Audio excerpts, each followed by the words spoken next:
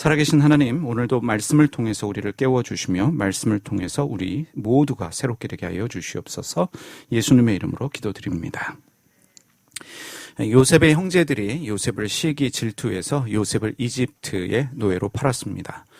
이집트의 노예로 팔린 요셉은 이런저런 일을 겪은 후에 이집트의 국무총리가 되었는데, 이집트의 국무총리가 된 후에 이집트 안에 심각한 흉년이 들었습니다. 이집트뿐만 아니라 그 주변 국가에 흉년이 들었는데, 요셉은 이 일을 미리 알고 식량 준비를 하고 있었기 때문에 이집트의 이 기금 문제는 심각하지 않았습니다. 문제는 주변 국가입니다. 식량을 구할 수 없었던 이들은 이집트로 와서 식량을 구해야만 했고, 여기에는 요셉을 노예로 판 형제들도 있었습니다. 요셉은 식량을 구하러 온 이 자기의 형제들을 목격하고 그들을 정탐꾼으로 몹니다. 그러면서 시므온을 결박하고 막내 동생 베냐민을 데려오도록 요구합니다. 집에 있다고 말하는 그 막내 동생을 데려와야만 된다라고 요구를 합니다. 물론 그들에게 넉넉한 식량을 챙겨주었습니다. 고향으로 돌아온 이들은 이집트에서 가져온 식량을 다 소비했고 다시 이집트로 내려가야만 했는데, 문제는 이 베냐민을 데리고 가야만 했습니다. 그런데 이미 요셉이라는 아들을 잃은 이 아버지 야곱의 입장에서는 이 어린 막내 아들 베냐민을 떠나보내는 것이 그리 쉬운 일은 아닙니다. 그럼에도 불구하고 지금 당장 식량이 없으니 다 굶어 죽게 생겼습니다. 그래서 이 살기 위해서 어쩔 수 없이 이 베냐민을 보내야만 했습니다. 그 베냐민을 보내면서 야곱이 하나님의 은혜를 구합니다. 창세기 43장 14절의 말씀입니다. 전능하신 하나님께서 그 사람 앞에서 너희에게 은혜를 베푸사 그 사람으로 너희 다른 형제와 베냐민을 보내게 하시기를 원하노라. 내가 자식을 잃게 되면 이르리로다. 이 구절은요, 성경 단어 연구에 있어서 매우 중요한 구절입니다. 이 은혜로 번역된 히브리 명사 라캄이라는 단어 때문입니다. 너희에게 은혜를 베푸사, 여기에 쓰인 히브리어 단어가 라캄입니다. 이 라캄이라는 단어가 바로 이 구절에서 제일 처음으로 쓰여졌습니다. 이 창세기 43장 14절에서 라캄이라는 단어가 제일 먼저 쓰여졌는데, 이 라캄이라는 단어는 은혜로도 번역을 하고 긍휼로도 번역을 하고 자비로도 번역을 합니다. 영어로는 일반적으로 compassion이라는 단어로 번역을 하는데, 이 compassion이라는 영어 단어는 함께 아파한다라는 뜻입니다. 내 아픔이 너의 아픔이고 너의 아픔이 나의 아픔이다. 그 아픔을 공유한다라는 뜻이 compassion입니다. 이 창세기 43장 14절을 공동 번역으로 보겠습니다. 전능하신 하나님께서 그 어른으로 하여금 너희에게 자비를 베풀게 해주시기를 바란다. 그래서 남기고 온 그 아이와 베냐민을 돌려보내 준다면 오죽이나 좋겠니? 하지만 자식을 잃어야 한다면 잃었지 별 수 있겠느냐? 야곱은 하나님께서 이 라캄을 모두에게 베풀어 주시기를 간구합니다. 하나님이 야곱의 아들들에게 라캄을 베풀어 주시기를, 그 사람이라고 말하는 이집트의 국무총리에게도 라캄을 주셔서 그 사람이 야곱의 아들들에게 라캄을 베풀어 주기를 간구합니다. 이 라캄이라고 하는 말은 불쌍히 여긴다라는 그 이상의 것을 말합니다. 사실은 번역하기 힘든 말 중에 하나입니다. 이 라캄은요, 엄마의 자궁을 뜻하는 히브리어 레헴에서 만들어진 말입니다. 이 라캄은 엄마의 자궁이라는 뜻입니다. 엄마의 자궁, 그것이 자비이고 그것이 은혜이고 그것이 긍휼입니다. 이 라캄은 엄마의 자궁입니다. 다시 한번 말씀드립니다. 엄마의 자궁, 이 라캄은 사랑이고 자비이고 은혜이며 긍휼입니다. 엄마의 자궁은 보호받는 장소입니다. 그래서 안전합니다. 이 엄마의 자궁 안에서 태아는 탯줄이라고 하는 그 줄과 연결되어 있기 때문에 엄마로부터 생명을 공급받습니다. 생명을 유지합니다. 그 탯줄의 연결을 통해서 함께 기뻐하고 함께 슬퍼합니다. 그 연결점 때문에 남자 여자 할 것 없이 아프고 힘들면 제일 먼저 찾는 것이 엄마입니다. 아이들이 아플 때 제일 먼저 하는 말이 엄마를 찾습니다. 어찌 보면 그 엄마의 자궁을 그리워하면서 엄마의 자궁을 다시 찾는지도 모르겠습니다. 창세기 43장 30절에 이렇게 말합니다. 요셉이 아우를 사랑하는 마음이, 이 사랑하는 마음이 락함입니다. 이 사랑하는 마음이, 락함이 복받쳐 급히 울 것을 찾아 안방으로 들어가서 울고, 이 사랑하는 마음이라고 번역하고 있지만 이 말뜻 그 이상입니다.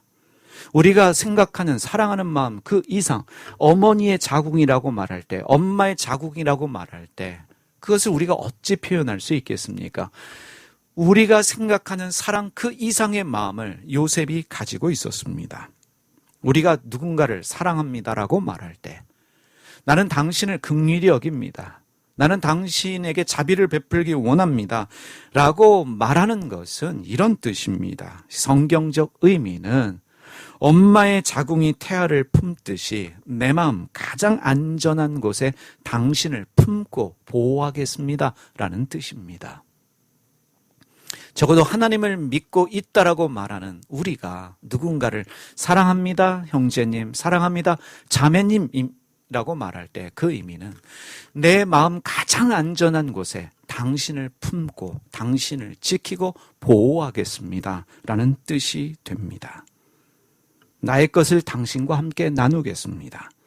나는 당신과 함께 아파하겠습니다. 나는 당신과 함께 기뻐하겠습니다. 나는 무슨 일이 있더라도 당신을 지키고 당신을 보호하겠습니다.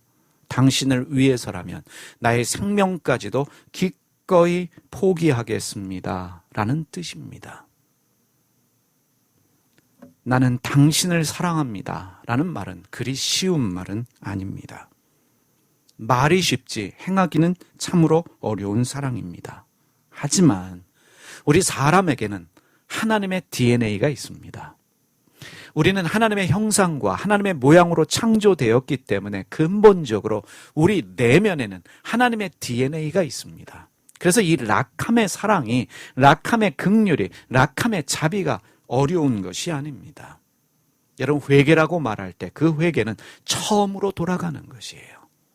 없던 것이 생겨나는 것이 아니라 처음 하나님이 주셨던 그 마음으로 되돌아가는 것이 회개입니다. 그래서 우리에게 회개는 중요합니다. 하나님이 우리에게 은혜를 주시면 불가능은 없습니다. 모세의 엄마, 이 요게벳이 이집트에서 태어난 모든 남자아이들이 죽어야만 되는 그 상황에서 그 아들을 살리기 위해서 갈대 상자를 만들어요. 내가 배 아파서 난 그 자식이 강가에 던져져 죽임을 당해야 되는데 그것을 뜬 눈으로 볼 엄마가 어디 있겠습니까? 어떻게 해서라도 살리고 싶은 것이 엄마의 마음이고 엄마의 사랑이지요. 그래서 만든 것이 갈대 상자예요. 출애굽기 2장 2절과 3절 말씀 보겠습니다. 그 여자가 임신하여 아들을 낳으니 그가 잘생긴 것을 보고 석 달 동안 그를 숨겼으나 더 숨길 수 없게 되매 그를 위하여 갈대 상자를 가져다가 역청과 나무진을 칠하고 아기를 거기 담아 나일강가 갈대 사이에 두고. 이 갈대 상자는 단순한 상자가 아닙니다. 이 갈대 상자는 아들을 살리고 싶어 하는 엄마의 간절한 마음과 간절한 사랑입니다. 이 아들을 살리기 원하는 엄마의 간절한 기도가 바로 갈대 상자입니다. 다시 말하면 엄마의 자궁과 같은 공간이 갈대 상자라는 것입니다. 이 아기 모세를 감싸고 있는 갈대 상자에는 아들을 살리기 위한 어머니의 간절한 기도와 사랑이 함께하고 있습니다. 바로 엄마의 자궁입니다. 갈대 상자를 히브리어로 테바라고 이야기를 합니다. 근데 테바는 성경에서 단 2번 쓰였습니다. 노아의 방주를 말할 때 그 방주가 테바이고, 모세를 살렸던 갈대 상자를 말할 때 그 갈대 상자도 테바입니다. 방주로도 번역하고 상자로도 번역을 합니다. 또 피난처라는 뜻도 가지고 있습니다. 테바는 상자이고 방주이고 피난처입니다. 근데 이 테바에는 아주 중요한 한 가지 뜻이 더 있습니다. 이것에 주목하고 싶습니다. 바로 심장, 마음이라는 뜻을 가지고 있습니다. 상자인데, 방주인데, 피난처인데 그 테바는 심장이에요. 마음이에요. 누구의 마음일까요? 누구의 심장일까요? 바로 하나님의 마음입니다. 하나님의 마음은 엄마의 자궁과 같습니다. 하나님의 마음은 아들을 끝까지 살리려고 하는 간절하고 애절한 엄마의 마음입니다. 이 성경을 연구하시는 분들은 이런 이야기를 합니다. 하나님을 성경에서 보면 부성애가 아니라 모성애가 느껴진다라고 이야기를 합니다. 어머니의 사랑, 어머니의 간절한 사랑이 그 하나님에게서 느껴진다라고 이야기합니다. 여러분, 노아의 방주에는요, 정한 동물도 있고 부정한 동물들이 다 함께 공존합니다. 그 방주에는 소위 말하는 거룩하다라고 말하는 정한 동물만 있지 않았어요. 비둘기도 있었고 까마귀도 있었습니다. 어머니의 자궁은 어느 누구도 차별하지 않습니다. 어머니의 자궁은 내 뱃속의 아이 모두 다 품어내듯이 하나님의 태바는 어느 누구도 차별하지 않고 품으십니다. 오늘날의 하나님의 태바가 교회인 줄 믿습니다. 영광장로교회가 하나님의 태바이기를 소원합니다. 어머니의 자궁을 가진 태바, 바로 교회여야 합니다. 교회는 근본적으로 어머니의 자궁, 그 락함이라고 말하는 어머니의 자궁을 가진 태바여야 합니다. 교회는 하나님의 심장을 가진 태바여야 합니다. 품고 사랑하고 용납하고 용서하고 이해하고 함께 아파하고 함께 기뻐하는 갈대상자, 구원의 방주인 태바여야 합니다. 교회는 자기를 희생해서 인간을 구원하신 주님의 사랑이 함께하는 곳입니다. 우리 영광장로교회를 향한 주님의 뜻이라고 믿습니다. 이런 기도를 드리고 싶어요. 주님, 우리 영광장로교회가 어머니의 자궁을 가진 태바의 공동체가 되게 하여 주소서. 하나님의 마음을 가진 갈대상자의 공동체, 방주 공동체가 되게 하여 주시옵소서. 우리의 간절한 기도여야 될 줄 믿습니다.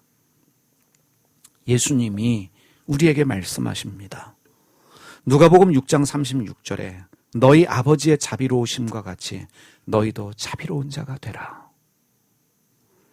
예수님이 말씀하신 아버지의 자비로우심은 분명 히브리어 락함일 것입니다. 예수님이 말씀하십니다. 너희도 어머니의 자궁과 같은 마음을 가져라. 모든 사람을 품어내라. 차별하지 않고 모든 사람을 품어낼 수 있는 락함의 마음을 가져라. 아들을 살리려고 하는 그 엄마의 간절한 기도와 마음이 있는 태바의 마음을 가져라. 주님이 말씀하셨습니다. 그런데 여러분, 내가 깨지지 않으면, 내가 죽지 않으면 락함의 삶은 불가능합니다. 내 안에 미움과 내 안에 욕심이 죽어야만 어머니 자궁과 같은 락함의 마음이 회복되어집니다. 예수님이 자비한 마음을 가져라 라고 말씀하셨는데 그 가르침에 주목해 보시기를 바랍니다. 누가복음 6장 27절에서 30절을 메시지 성경으로 읽겠습니다. 진실을 맞아들일 준비가 된 너희에게 내가 말한다. 너희 원수를 사랑하여라. 원수가 어떻게 하든지 너희는 최선의 모습을 보여라. 누가 너희를 힘들게 하거든 그 사람을 위해 기도하여라. 누가 네 뺨을 치거든 그 자리에 서서 맞아라. 누가 네 셔츠를 움켜잡거든 내 가장 좋은 외투까지 잘 포장해 선물해 주어라. 누가 너를 억울하게 이용하거든 종의 삶을 연습하는 기회로 삼아라. 똑같이 갚아주는 것은 이제 그만하여라. 너그럽게 살아라. 누군가가 나를 힘들게 할 때 그를 미워하는 것이 아니라 그를 위해 기도해야 합니다. 그때 내 안에 미움과 시기와 질투가 죽습니다.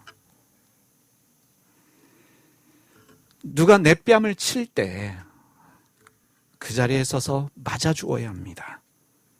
그럴 때 내 안에 자존심이 죽고 교만이 깨지고 내 자아가 부서지기 때문입니다. 내 것을 탐내는 사람에게 더 좋은 것을 준비해서 거기에 포장까지 해서 선물로 주어야 합니다. 그렇게 할 때 나의 욕심과 탐욕이 죽기 때문입니다. 그리스도인으로서 누군가에게 억울한 일을 당할 때 그 일을 주님의 종이 되는 삶을 연습하는 기회로 삼을 수 있어야 합니다. 그리스도인으로 사는 삶은 절대로 쉽지 않습니다. 자기를 부인하고 자기 십자가를 지고 예수님 따르는 신앙의 삶을 누가 쉽다고 말했습니까? 절대로 쉽지 않습니다. 예수님을 보십시오. 우리가 주님이라고 말하는, 우리가 그분의 제자라고 말하고 있는 우리의 스승 되신, 우리의 구세주 되신 주님을 보십시오. 자신을 조롱하는 무리들을 용납하셨습니다. 자기의 뺨을 치는 자들에게 어떠한 저항도 하지 않으셨습니다. 예수님은 자기를 십자가에 못 박는 자들을 위해서 기도하셨습니다. 저들의 죄를 용서하소서. 스데반 집사가 돌 맞아 죽을 때 주여 저들의 죄를 용서하소서. 예수님의 말씀은 여기서 끝나지 않습니다. 누가복음 6장 31절에서 35절을 보면 남에게 대접을 받고자 하는데도 대로 너희도 남을 대접하라. 너희가 만일 너희를 사랑하는 자들만 사랑하면 칭찬받을 것이 무엇이냐? 죄인들도 사랑하는 자는 사랑하느니라. 너희가 만일 선대하는 자만을 선대하면 칭찬받을 것이 무엇이냐? 죄인들도 이렇게 하느니라. 너희가 받기를 바라고 사람에게 구워주면 칭찬받을 것이 무엇이냐? 죄인들도 그만큼 받고자 하여 죄인에게 구워주느니라. 오직 너희는 원수를 사랑하고 선대하며 아무것도 바라지 말고 구워주라. 그리하면 너희 상이 클 것이요 또 지극히 높으신 이의 아들이 되리니. 이 말씀에 주목하십시오. 그는 은혜를 모르는 자와 악한 자에게도 인자하시니라. 은혜를 모르는 자와 악한 자에게도 락함하신다는 거예요. 그들도 품어내시고 그들마저도 구원하기 원하신다는 주님의 말씀입니다. 하나님은, 우리가 믿는 하나님은 은혜를 모르는 자와 악한 자에게도 인자하십니다. 이것이 락함의 하나님, 테바의 하나님의 성품입니다. 하나님은 모든 사람이 다 구원받기를 원하십니다. 여러분, 노아의 방주 사건을 문자로 읽지 마십시오. 8명만 구원을 받은 것이 아닙니다. 노아의 방주 사건은 죄에 대하여 하나님이 심판하신다라는 것을 말씀하고 있지만 그 방주 안에 있는 8명은 의인이 아닙니다. 하나님이 의인으로 인정하신 것이지 그들이 방주 사건 이후에 보인 행태를 보십시오. 노아마저도 술 취해서 옷 벗고 자식들에게 수치를 보였습니다. 의인이 아님에도 불구하고 하나님이 구원하셨다는 거예요.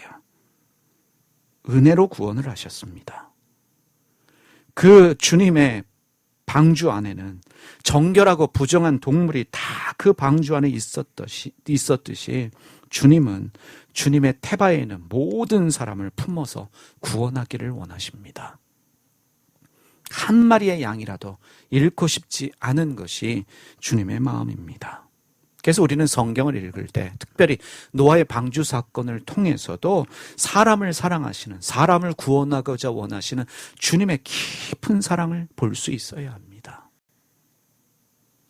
그 8명이 바로 나이기 때문에 그렇습니다. 방주 안에는 있지만 문제 있고 연약하고 여전히 허점을 가진 잘난 것 없는 나 자신이 방주 안에 있기 때문입니다. 내가 까마귀일지, 내가 비둘기일지 그건 모르는 것이에요. 그럼에도 불구하고 그 방주 안에 두시는 주님의 사랑, 이것을 우리가 깨달아야 합니다. 주님을 닮기 원하는 우리는 어떤 삶을 살아야 하는가? 원수를 사랑해야겠지요? 선대해야겠지요? 아무것도 바라지 말고 구워주는 삶을 살아야 합니다. 여기서 끝나지 않습니다. 계속되는 예수님의 말씀을 주목해 보시기를 바랍니다. 37절에서 38절 말씀을 메시지 성경으로 읽어보겠습니다. 사람들의 흠을 들추어내거나 실패를 꼬집거나 잘못을 비난하지 마라. 너희도 똑같은 대우를 받고 싶지 않거든 말이다. 의기소침해 있는 사람을 정죄하지 마라. 그 가혹한 태도는 부메랑이 되어 너희에게 되돌아올 것이다. 사람들을 너그럽게 대하여라. 그러면 삶이 한결 여유로워질 것이다. 너희 삶을 거저주어라. 그러면 삶을 돌려받게 될 것이다. 돌려받는 정도가 아니라 축복까지 덤으로 받게 될 것이다. 받는 것보다 주는 것이 더 낫다. 베품은 베품을 낳는다. 정리하면 이렇습니다. 사람의 단점을 말하지 말자. 사람을 정죄하지 말자.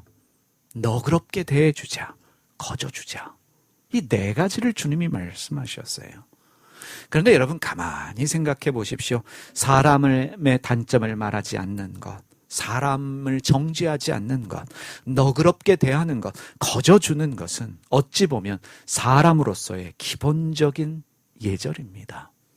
사람이 사람으로서 살아가기 위해서 필요한 기본적인 것이 남의 단점 말하지 않는 거지요. 내가 주제넘게 누구를 정죄할 수 있겠습니까? 너그럽게 대하는 것 당연한 것이지요. 할 수만 있다면 거저주어야지요. 자비의 삶이란, 락함의 삶이란 사람으로서의 기본적인 예절을 지키며 살아가는 것이구나 라는 것을 깨닫게 됩니다. 그것이 예수님 닮은 삶입니다. 예수님 닮은 삶은 특별한 어떤 것이 아닙니다. 사람이 사람으로서의 기본적인 예의를 지키고 예절을 지키며 살아가는 것이 예수님 닮은 삶입니다. 한 가지를 덧붙이자면 예수님 닮은 삶이란 엄마의 자궁과 같은 하나님의 마음이 하나님의 은혜로 내 안에 회복되어지는 것입니다. 그래서 품어내고 용서하고 함께 아파하고 함께 슬퍼하고 그러한 마음 가지고 살아가는 것이에요. 2019년도 그 신문에 이런 제목의 기사가 실렸습니다. 이 소록도를 지켜온 푸른 눈의 천사 마리안누와 마가렛 간호사를 아십니까? 라는 제목의 기사가 실렸는데 이 오스트리아 국적의 이 두 분 수녀님 마리안누와 마가렛 두 분에 관한 기사였습니다. 1962년에 20대 젊은 나이에 이 한국에 오게 되신 이 간호사 자격증을 가지신 수녀님들이십니다. 1962년도에 대한민국은 당시 에티오피아보다 못한 후진국이었습니다. 요새 우리가 후진국이라고 말하는 나라들보다 훨씬 밑에 필리핀보다도 방글라데시보다도 이디오피아보다도 못한 후진국이 먹고 살기 힘든 나라가 대한민국이었습니다. 금발머리와 파란 눈을 가진 20대의 이 젊은 두 수녀가 이 한국인들도 금기시하는 소위 문둥병자들의 섬이라고 말하는 소록도의 간호사로 오게 됐습니다.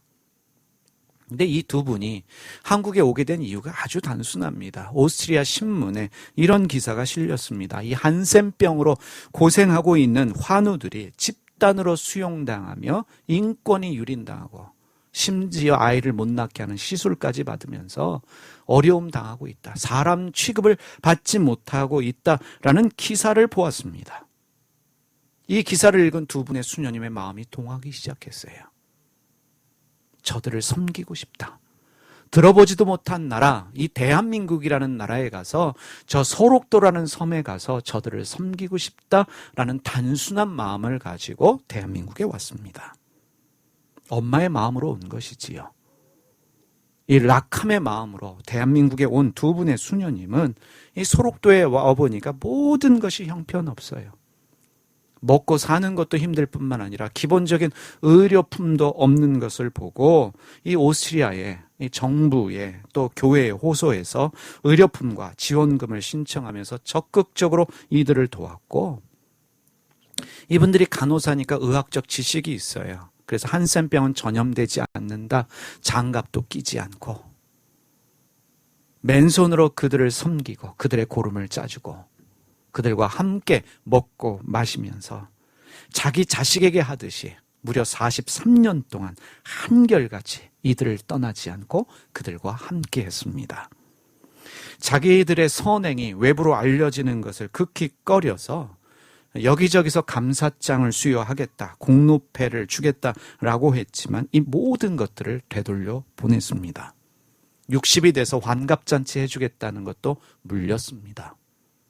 70대의 나이가 된 이 두 분이 소록도 주민들은 할매라고 불렀습니다. 전라도 할매가 다 됐기 때문에 할매 하면서 친근하게 지내셨는데, 이제 70대 나이에 2005년도에 한국을 떠나게 됐습니다.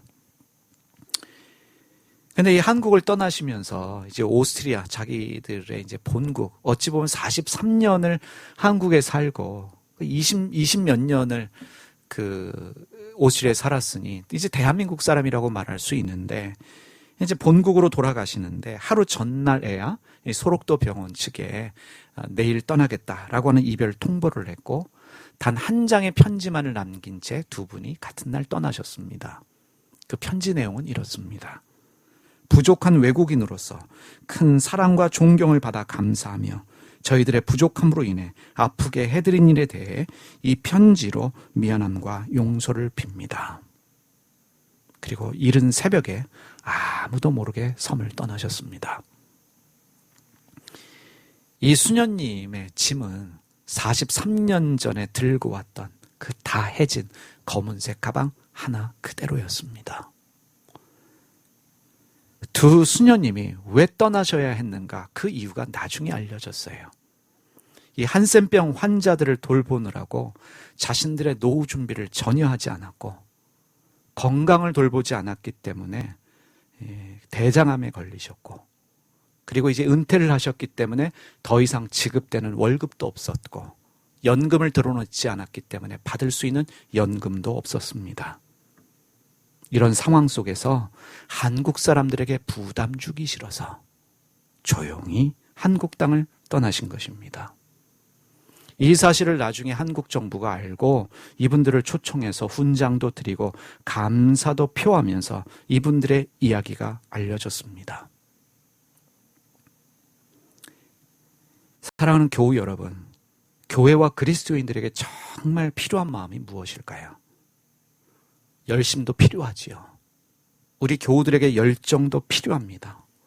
돈을 버는 것도 중요하고 헌신하는 것, 봉사하는 것 다 중요합니다. 하지만 오늘 예수님의 이 말씀, 너희 아비의 자비로우심과 같이, 너희 아버지의 자비로우심과 같이, 아버지가 락함의 마음을 가지신 것 같이 너희도 자비로운 자가 되라 하신, 너희도 락함의 마음을 가져라 라고 하신 예수님의 말씀처럼 우리에게도 이 엄마의 작음과 같은 그 마음, 락함이, 자식을 살리려고 하는 엄마의 간절한 기도와 간절한 마음이 있는 그 태바의 마음이 오늘 한국교회에, 그리고 우리에게 더 필요하지 않나 성찰하게 됩니다. 어찌하든지 우리 교회와 우리 성도들이 이 락함과 태바의 마음 가지고 주님 보시기에 합당한 그러한 삶을 살아내는 은혜가 있기를 주님의 이름으로 소원합니다. 기도하겠습니다. 살아계신 하나님 아버지, 예수님께서 너희 아버지의 자비로우심과 같이 너희도 자비로운 자가 되라 라고 말씀하셨는데, 이 자비의 마음은 내팽개치고 어느새 싸우기만 잘하는, 어느새 전쟁만 하려고 하는 전투병이 된 저희들의 모습을 봅니다. 엄마의 자궁 그 락함의 마음이 교회가 가져야 될, 성도가 가져야 될 근본적인 마음인데 그것을 버린 채 헌신과 열정만을 강조하고 있는 우리의 현실을 보게 됩니다. 하나님, 기도하오니 아버지의 그 마음, 어머니의 그 마음, 락함의 공동체가 될 수 있도록 우리 영광 장로교회에 주님의 마음을 계시하여 주시옵소서. 아들을 살리려고 했던 간절한 그 어머니의 마음, 간절한 기도가 있는 그 갈대 상자와 같은 교회가 되게 하여 주시옵소서.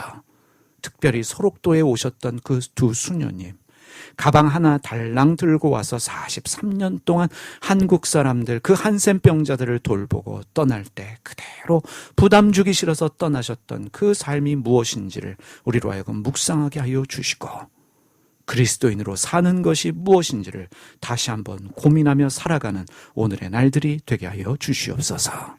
예수님의 이름으로 기도드립니다.